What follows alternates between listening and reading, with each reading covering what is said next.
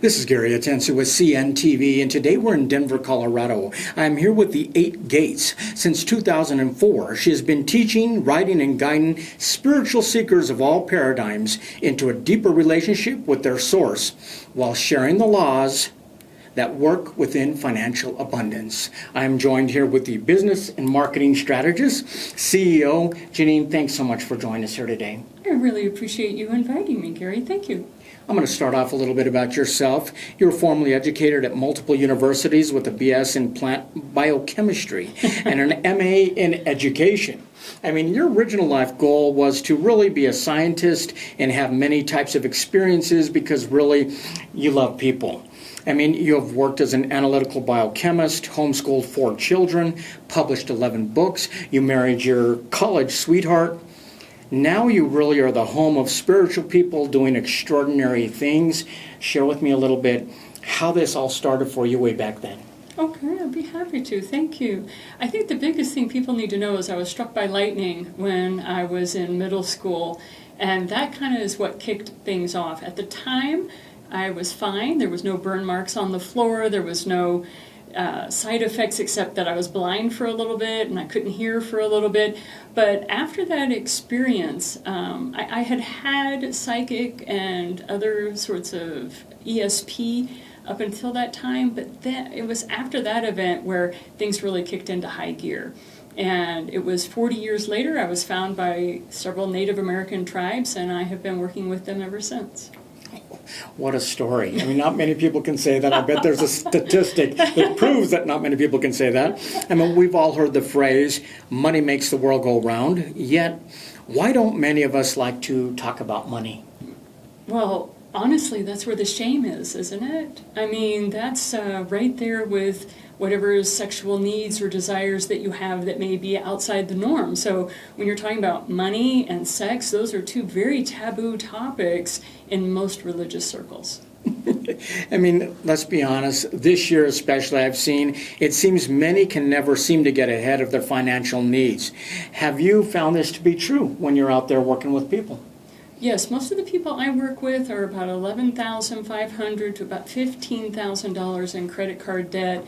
They have student loans, they have family love loans, they have medical bills, they may have gone through a divorce and their income dropped by 60%. So there's a lot of factors going on, and there's 5 reasons that people can get into debt and not their fault. Speaking of that, I mean, it seems the American way is to be in debt. But you say debt-free living is possible really by altering our mindset about money. Explain what you mean by that. I think the quickest answer would be when you make a decision that you are going to live debt-free and then you stick to it to the best of your ability, and you may fail a lot. I had one gentleman who was over $275,000 in credit card debt. It took him 7 years, but he got out of debt, and he talked about how freeing it was and how liberating, and you were just so excited that you were finally free from that debt. But it's like an orange, right, Gary? I mean, you can talk to somebody about an orange, you can smell it, but unless you actually bite the orange, it's really difficult to explain to somebody the sheer liberating effect of not having debt over your head. I teach the same way to my kids about an oven. I can tell you how hot it is, but once you touch that, you're going to experience it. It's your responsibility. That's right. I mean, you really began by helping your own family overcome challenges. You used a 60-40 principle. Share with me a little bit what that means. Okay, I'd like you to think about a 5-pointed star. So if you think about a 5-pointed star, and what the ideal is, this is what I tell people, just like a target, you're looking at that star, okay? You're looking at that. And what you want to do as a goal is take 60, you can't do it now, but the goal eventually is 60% of your income you live on, 10% you will give to a long-term savings account like an IRA, what have you, and then 10% of your money will go into a short-term savings account. That's for the rainy day fund if something unexpectedly happens. Something always unexpectedly happens. Sure. And then you want to have 10% goes to a spiritual organization of your choice and 10% goes to philanthropy. So those are the big things that I talk about with the 60-40 principle. It's kind of a contract with the universe. And what you want to do is take money that comes to you unexpectedly and then divide it up 60-40. So this is not something you're doing with your paycheck. What I talk to people about is how to get out of debt on your current income. And a lot of people say that's impossible. And I've been able to work with folks and say, no, it's totally possible. So when money comes to me unexpectedly, I don't use it as a bonus and take off to Florida, right? I should break that up accordingly. Right, and then drive to Florida instead of flying to Florida, or still get to Florida. I don't want you to feel deprived, right? Because if you feel deprived, then you get into that, boom and bust kind of cycle with your debt. Interesting. I mean, now beyond helping your family, you have become really a financial first responder. Really for authors, execs, fellow entrepreneurs. How do you think you were kind of pulled into this life purpose, would you say? I was literally pulled into the life purpose. I totally agree with you on that. What ended up happening was I was a professor at a small liberal arts college, and I was teaching mathematics and physics. And I noticed how the grade point of my averages of my students would drop over the period of time. And I started really talking to my students about that, what's happening, because I thought maybe it was something I was doing, such as the material was getting more difficult, it was getting more complicated. But after a lot of review, I found out it was because they were running out of money. And so they started eating, soups out of, a lot of processed food. They stopped eating fresh fruits and vegetables. The nutrition took a dive, and that was causing, you cannot do higher math, you cannot have high analytical reasoning skills if you don't have the nutrition on board. That is what pulled me into it. That's when I started teaching my students. Very first lecture of class was, this is how you budget. This is how you stay in the game. Because I want them to stay in school. I wanted them to stay in college. And it was kind of difficult there for a while, but we finally learned what it is. I even had one student that got scurvy because they hadn't had oranges in so long, their teeth and their hair started to fall out. And I went out and I bought them a 5-pound bag of oranges, and they ate half of it. They were just so craving the vitamin C. So that's some of the stories that, as a professor, you would think, how can that happen in this day and age? It happens. That is amazing. So you're basically saying you can't really process calculus on ramen noodles. I mean, not too easily. I was trying to avoid the use of any, there were definitely certain products that they were living on and thinking that they were going to be able to handle calculus. I mean, you now share with others how to gather money and live debt-free, but this goes beyond the financial, really into the spiritual, to expanding the intuitive gifts of others. Explain why the spiritual is really an important aspect of what you do. Because I don't know about you, but working for money and saving money for money's sake is not a driver. No.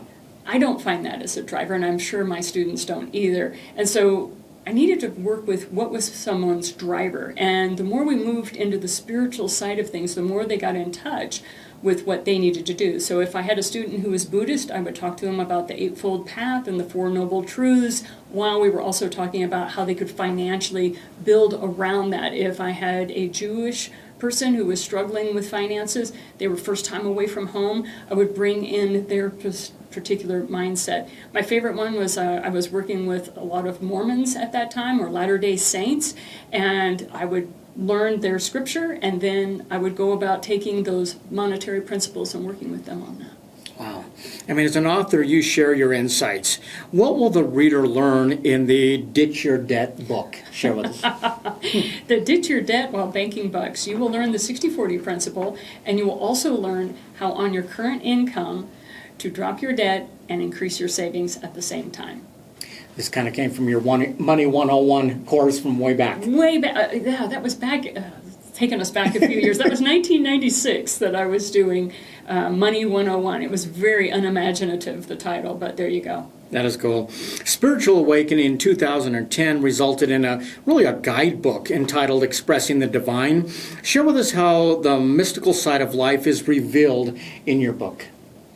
When it comes to expressing the divine, that book is actually more for people who have already had a very extraordinary experience and they do not know how to frame it. So some people have had what we can only describe as a spiritual awakening of such magnitude, they actually feel like everything in their life has changed, but yet people looking in on them would think, well, nothing's changed. But for them, they've had such a spiritual awakening, it has totally changed everything they're about. And I'm running into more and more people like that. So that book, Expressing the Divine, is more guidance, systems, processes, ways to go about reintegrating, because that's really what they have to do, how to reintegrate into society after you've had these literally mind-blowing experiences. Because obviously they can't relate with a lot of people. They probably read the page and go, somebody understands what I'm talking about. This feels pretty good. I mean, for those who want your books, obviously they can find them on Amazon out there. What about those who want to work with you on their business and marketing strategies? How do they get started with you? I think the best way is come in free. You know, I try to have open Friday coffees. Actually, that's where I came from before I got here. What I do is I open up my Zoom room, and anybody that wants to who registers ahead of time can sign on and ask me any question from my books. This is for my students. I have students that have been with me, I hate to say 30 years now, and those students are still popping on occasionally and going, I have a question, you know, because they're a little deeper into the material. Janine, you truly believe in the power of businesses to solve problems that other institutions cannot. You help them maintain high revenue to make the world really a better place. Is this rewarding work for you? It is for me, but I don't recommend it for others because you really have to have a driver. There has to be a core driver that's doing that. But I believe so strongly in the entrepreneurial mindset because I do know we can solve problems that other institutions cannot because of requirements and lack of resources. As entrepreneurs, one of the things I like is Thomas Jefferson. I know a lot of people kind of bust on our founding fathers, but he did say something that was quite awesome in my mind, and that was, he said that as long as America has entrepreneurs and farmers, this country will sustain any attack on it, whether it was economic, spiritual, what have you. So I thought that was a pretty neat thing to say. When I read your profile, I was definitely attracted to it because of the fact that I love celebrating entrepreneurs. I think they're the backbone of really of our society anymore. So it's been a pleasure. Viewers, let's take a look at the bottom of the screen right there. What you're going to see is the website. On the website, gain access to her books, podcasts, and courses. I mean, if you would like her to speak at an event or even a guest on your podcast, reach out today. I mean, if you're ready to live debt-free and not feel deprived, once again, that is the 8 gates. Living your future now. This is Gary Atencio with CNTV. And if you don't know, now you know.